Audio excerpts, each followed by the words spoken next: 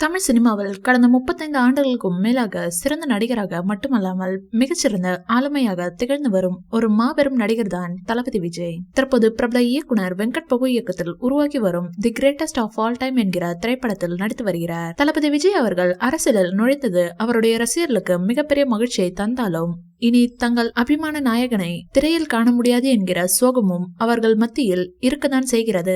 2026ஆம் ஆண்டு தேர்தலில் முதலமைச்சர் வேட்பாளராக தளபதி விஜய் அவர்கள் களம் காண்பார் என்று அதிகாரப்பூர்வமாக அறிவிக்கப்பட்டுள்ளது. இந்த சூழலில் தங்களது தமிழக வெற்றி கழகத்தில் உறுப்பினராக இணைய புதிய செயலி ஒன்றை இன்று மாலை தளபதி விஜய் அவர்கள் வெளியிட்டிருந்தார். இந்நிலையில் அந்த செயலி துவங்கப்பட்ட வெகு சில நிமிடங்களில் 20 லட்சத்திற்கும் மேற்பட்ட கோரிக்கைகள் வந்த நிலையில் தற்போது தமிழக வெற்றி கழகத்தின் செயலியானது முற்றிலுமாக முடங்கியுள்ளது.